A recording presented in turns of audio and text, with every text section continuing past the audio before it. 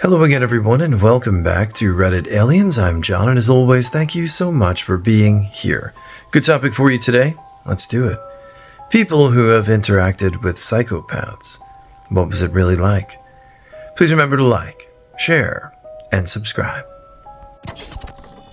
I've worked with teenagers my entire career, and I'm fairly well versed in how mental illnesses can show up with middle or high school kids. We had one kid, let's call him Evan, not real name. I generally understand why kids are popular, but this kid befuddled me. He wasn't charismatic in the hallway, he wasn't a party kid, he wasn't athletic, he wasn't funny, and he certainly wasn't kind. This kid always had fanfare, and would pick out one other male peer and essentially friend love bomb them. He built these emotional bonds with them, and then totally use it for his benefit. He would pick a teacher and mercilessly torment them. For example, for creative writing, he wrote about how a character in a story named Kevin, again, not real but very close, had gone to a teacher's house that happened to have a dog like the teacher had, and he wrote graphically about how he tortured it, not killed it, but tortured it. He'd change details just enough and say he was mimicking Vonnegut, or something like that. When he got disciplined for it, he had the current favored male peer talk sense into the teacher. Yeah, this friend ended up getting suspended because that talking sense just was threats to protect Evan. When the friend came back from suspension, his mom asked everyone to try to keep him away from Evan. Evan got in no trouble because he didn't think this friend would get aggressive. Yes, he did. If was constant, and eventually he was placed in my class. He tried the old essay to scare the teacher thing again. He wrote about how a character, not named Evan, but something mighty close, knew where a teacher that sounded like me lived, and was planning on burning my house down, with her entire family in it. The next day I read it out loud to the class, and asked them to give a feedback, all together during class. He didn't like that at all, especially because the girls, who knew nothing of this drama before, were horrified, and deemed him a creep that they didn't like. He ended up moving the next year, and he's an adult, 18 plus now. Every now and then I Google his name because I truly don't know what damage a person that operates that effectively can do. I met a woman at a party who gave me this kind of chilling suspicion. She was sociable and easily commanded the attention to every small gathering she was in. She leaned on the woes of her job to keep the conversation about her.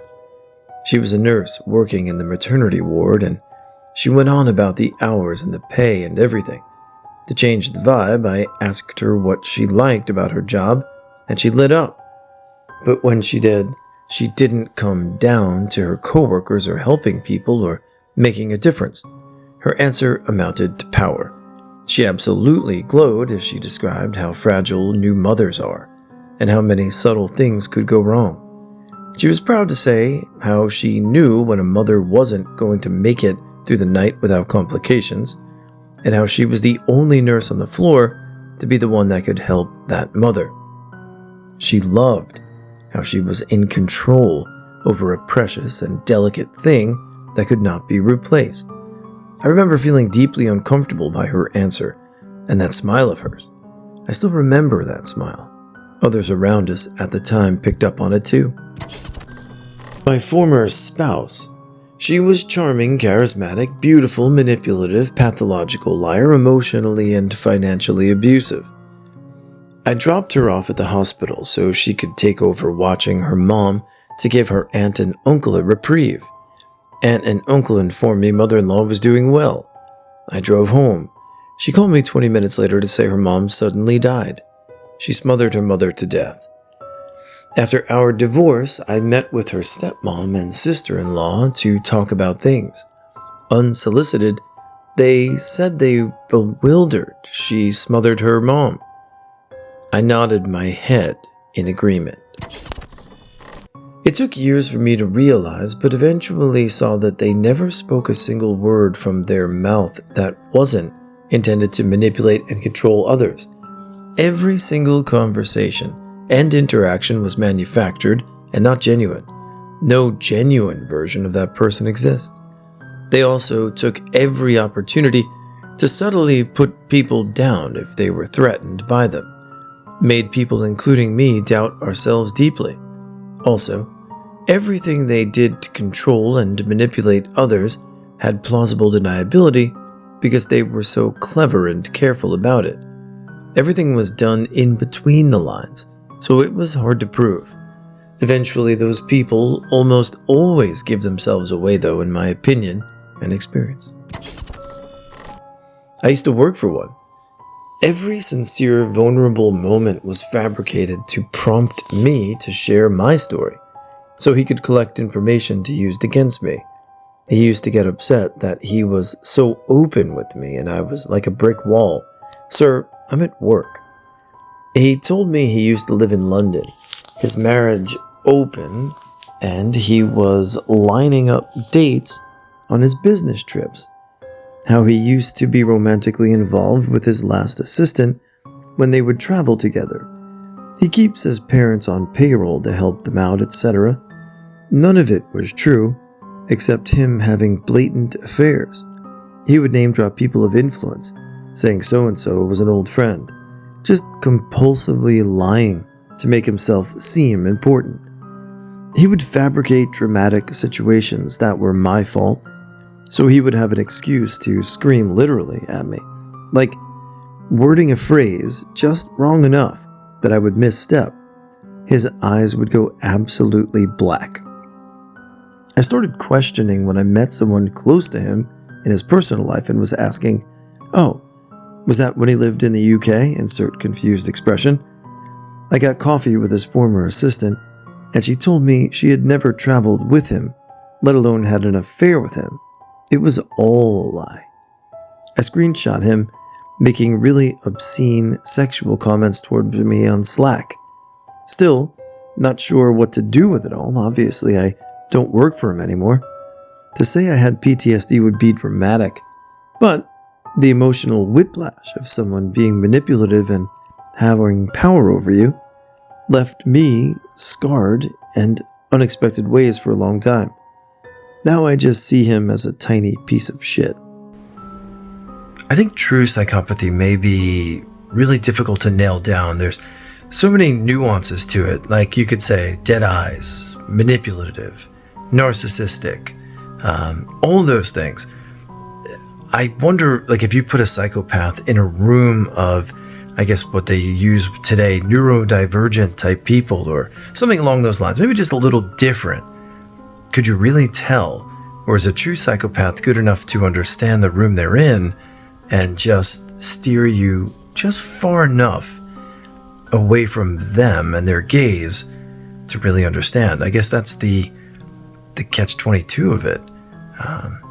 But yeah, I mean, if they don't become a prolific serial killer, do we really ever know? I have a sibling who's a psychopath. They're just empty. They try thing after thing after thing to fill the emptiness and move on to harming people or themselves when they can. And there's an uncanny valley quality to them because of the emptiness. They do not respond in a normal, expected way to anything. They're cold, like someone doing an impression of a human. They're good at acting and putting on the charm, but most people catch a whiff of something that's not right, something off and strange. So, most of their relationships are entirely superficial. It's very much a you know it when you see it situation. You know in your bones something is wrong and your brain says run, even if you're having a totally banal conversation. And they have always been like this. They've just gotten better at it, acting to fool whoever they need to. Everything is a lie. They lie to themselves, and their grandiose facade is so complex and deeply rooted in them that you believe it too at first. Their words do not line up with their actions or reality. Everything is a way to make themselves look better than everyone else, or to put others down and thus themselves higher. They view people as a means to an end, can be extremely charming, outgoing, fun on the surface, but there is literally zero depth beyond. It's quite sad when I realized they sure do know how to read people in, tell them what they want to hear, and sell this image of themselves. Talked to a guy online who, after 2 weeks of conversation, told me sometimes that he wanted to kill someone just to see what it felt like in random conversation, and told me that when he was younger, he had a plan for killing a girl in his class he thought was annoying and that no one would miss. Could he have been an edgelord? Maybe. However, I'm not taking my chances. Pretty sure he was literally psychopathic. I fell in love with this guy who did a lot of hardcore sports, dangerous stuff all the time. I went through a seriously traumatic event when on my way to meet him for vacation. He had been so charming and made a lot of grand romantic gestures back then. He impulsively got us tickets to a cruise. I got to town a day before him to visit family. I went out with friends the night before he arrived. Things went way wrong. When he got off the plane, he found out that I had been attacked. Instead of coming to me at the police station, he told me I should have fought harder and had ruined his vacation. He went on the cruise without me, went straight to the ship and didn't even bother to see me. Broke my heart at one of the lowest moments of my life. When we got to talk about it later, I told him I had noticed his lack of empathy, thrill-seeking, impulsive behavior. I had also noticed that he was always happy. He looked at me without a mask for a moment and told me I was very observant. It was chilling. He could move so easily from this charming guy who seemed almost altruistic to someone I didn't recognize. I work in a prison and have dealt with literal psychopaths diagnosed and all that. The best way I can describe it, and keep in mind this is coming from someone who knew what they were going in, there is something missing in their brain. Like, you can see it in their eyes, that there is a void behind them. And when they talk to you, it's just a big game. I'm not talking, oh, that's a lack of empathy, which it is, but an emptiness that is not normal. Like inmates play games, lies, manipulation, playing dumb to see what you know. It's part of their world. But with them, there is a lot of deliberation and measuring in their interactions with you that just doesn't exist with regular inmates. Like they're sizing you up, and man, you gotta be very aware of what they're doing and just go along with it, sticking to policy, procedure, and your job. They love control, and they are trying to get some of it with you, and you have to not allow it. Oh, this one is easy. I didn't realize he was one at first. We actually dated for 3 months, and I thought he might have been high-functioning autism or something. Like, I noticed he reacted to things different. He was really cute, and we had a lot of the same hobbies. He liked to climb, so I kind of ignored it, but the longer we were together, I would notice little things, like he would feign together when we thought he was supposed to be upset about something. He would know it was an upsetting thing, but only when he realized I noticed or other people noticed would he have tears or act sad. He hit a wolf one time when we were on the way to a camping spot in northern Idaho, and that was when I really saw it. He took a life and didn't even react. I know some people just don't think animals are important, but he didn't even swerve the car or react at all. He said it should have been knowing better to cross the road, and I cried because to me hitting a wolf was traumatic and I wasn't even the one driving. They're beautiful creatures, and he looked right at me stone cold and said, "You're running my weekend by crying. I need you to stop right now." I broke up with him as soon as we got home. I was too afraid to do it in the woods. I like to think I'm pretty good at reading people, but they'd stare at me sometimes when we were in bed together, and I'd simultaneously feel like they cared for me and that they were about to attack me at the second. I could never fully read that look behind their eyes. It was like it was ebbing and flowing between love and hate. It would create this push and pull in my gut where I was drawn to them but afraid of them. I started to catch out lies. I watched their movements change when no one was looking. Every word was calculated to manipulate something or someone. Their emotions were mimicking others rather than their own. I got out before they hurt me, and in the process, found out what they'd been discussing to many, many others. If you're reading this, you and your sibling should be in jail.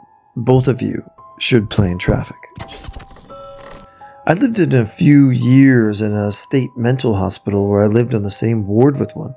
She outright said to me that she was a diagnosed psychopath, but in reality that's not a diagnostic term. She most likely was diagnosed with antisocial personality disorder. Anyway, she would say or do anything as a means to an end. If she wanted something, she'd go for it. Relationships, sex, cigarettes, clothes, food, everybody and everything was dispensable to get what she wanted, and often at a moment's notice. A lot of the patients had been used at some point by her for something.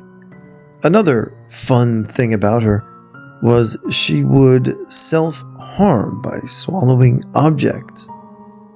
She had a ton of deep scars on her stomach where they had to surgically remove potentially deadly items. I watched her as she swallowed long wires she had dug out from the patient's phone, and she once swallowed the batteries from my CD player when I wasn't looking. Good times. This person hasn't been diagnosed, but I strongly suspect she is. She can be very charming, superficially good at ensnaring and luring people in, and very believable at spinning a good story to get people to side with her and believe what she's saying. She has very limited emotional range. It's just fake happiness and contentment and rage. There's nothing in between. Can also fake cry on command, which I find very disturbing. She does it to the cops whenever her partner and her have a DV incident. I usually believe most women when they say they're victims, but not her. She's cunning and evil. She's gotten away with her behavior her whole life, and I don't see it changing. She knows how to manipulate people into bowing to her demands, and if they don't, she flies into a rage where she attempts to physically harm them. Also, if you don't side with her, you're against her. She will launch a campaign into smearing your name and reputation. My mother. She's very good at hiding herself. Very charming, smart, and pretty. Appearances are the most important thing to her. I'm her oldest child, so I was the one that got the most abuse. We are 3 daughters, all smart, never got into trouble, never did drugs, yet she loved to make up stories, write about us to other adults about how bad we were, right in front of us. Honestly, don't know why. Wouldn't you want people to know your kids are great? It got to the point that we would call her out to her face while she would tell her stories. She also hates my husband, just because we're high school sweethearts, and I quote, he's a lower class than we are. She's all sweet around extended family, and no one really sees who she really is. We are low contact now because of her hatred of my husband and horrible things she's done to him. I've started to tell a select few extended family how and who she really is. I'm tired of everyone telling me how amazing my mother is. No, she is not. If she wasn't married to my dad, I would never speak to her again.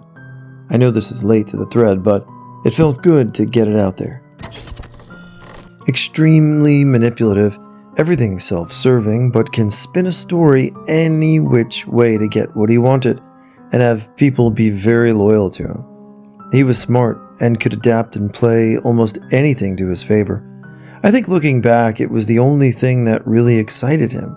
He pathologically lied like it was a game to him, even about mundane stuff. Would lie to create drama or pity for himself when needed. This guy flew women into his place from all over the world, telling each he was in love with them. He dropped one at the airport and would swing around to the next gate to pick up another. He loved getting women to trust him, and it was a victory for him to get someone to leave their partner. He would throw people away like they were nothing afterwards. His entire life was a lie, and I'm sure he's still causing mayhem in the lives of others, particularly brunette women. Former manager. I realized that he would literally work me to death, and his only problem with that would be finding a replacement. 17 people in that company left within 6 months of him joining. People were crying at their desks. He implemented a ban on the dev team communicating with the marketing team. He secretly has our IT systems modified so he could read our emails and use that to attack us. Imagine feeling like someone's issues or knee is on your throat all day every day, that struggle to breathe, the weight crushing you. Several of us developed anxiety and depression as a result of working under him. There was a time after a group of us had quit that we started discussing retaliation. Nobody said the actual words, but we all knew what we meant. Even though I very much wanted retaliation too, I convinced them that our best retaliation was to move on and be successful. As it happens, 13 years later I'm working with two of the same guys, and we're absolutely smashing it and working in a great place with great conditions. But I still have to convince myself not to find him and retaliate. Years and years and years ago, when I was in my early 20s dating casually, I met up with a guy who was a highway patrol officer. He had previously worked in intelligence for the Air Force and was telling me various stories, but what got me was his story about his favorite thing to do at his current job.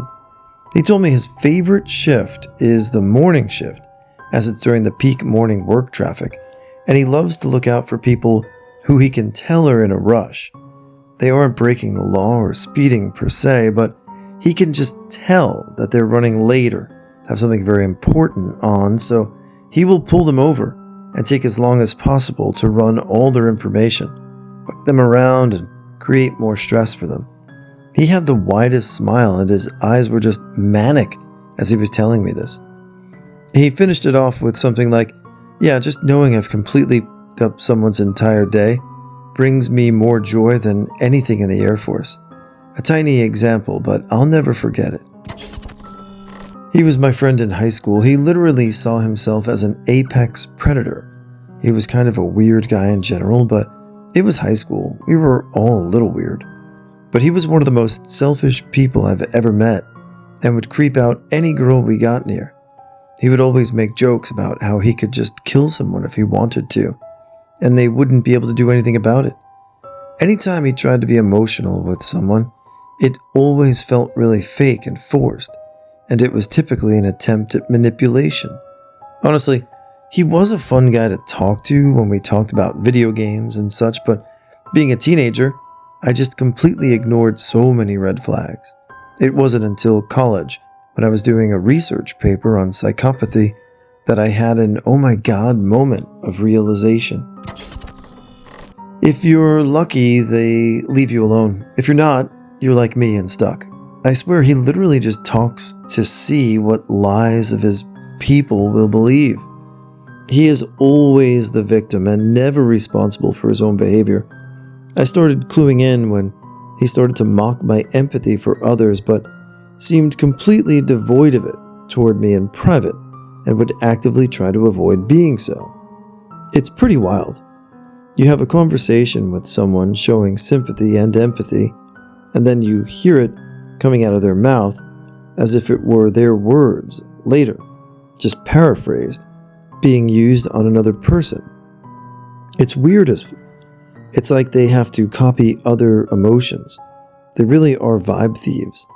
I often wonder if you were to hold a fake funeral but pretended it was real for one of them, had everyone else laughing and being jovial, would they mock that too? Would they follow the room's vibe? My son. From day one, he was incredibly difficult. He never really had specific cries for things like my mother's children. I was always guessing what he needed. His sleep was terrible, so my sleep was terrible. He was impossible to teach. He loved to throw toys, so I made a consequence that any toy thrown gets out in timeout. They went into a clear bin. My thinking being a normal 3 to 4 year old would hate losing his favorite toys and stop throwing them. Nope.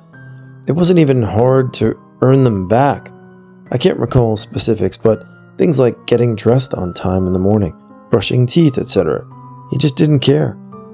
Then he started torturing animals, but carefully, and his cruelty was always so carefully done that there was never any proof. He was being brilliant, reading biology textbooks at 10, that kind of thing. I took him to therapy. I asked for help from the state. I tried to find ways to have him committed, but there was literally nothing I could do. There was one private hospital I found that could take him and wasn't one of those questionable abusive ranches, but they charged 4 times our annual gross income. His dad and I separated, so we could keep the kids in separate homes at all times, protecting his siblings as much as we could, though we later found out it was too little too late. Eventually, his siblings reported their abuse in a way that could be prosecuted, and there was enough documentation from the school, and he went to juvenile. I relinquished my parental rights to the state and got restraining orders for the whole household, including the kids too scared to report. It's a horrific thing for a family, and there really isn't any support in the US for those who have to survive it. Their eyes were dead. The first night I met her, I told my friends, she's got dead cow eyes. They thought it was funny, but didn't really understand what I meant. I mean, she was a sociopath. I could tell it very obviously somehow. She then entrapped one of my best friends, and to this day ruins his life over and over, but he still takes her back, literally no shame. Did antisocial shit without really considering the consequences, victimized people, and couldn't tell they were doing it because it felt normal to them. Went to prison, did hard drugs, and drank the whole way through a pregnancy. Captured men and then used them until they weren't of use anymore. Cheated constantly. My friend is like a shell of a person, and they were divorced and still get back together frequently. She just uses him up for money and support until she gets bored and then moves in with someone else. Then they get sick of her, so she gets back with my friend again. It's sick. Being in the same room with her is like knowing there's a cobra crawling around, but not knowing exactly where. Psychopaths will give you the creeps.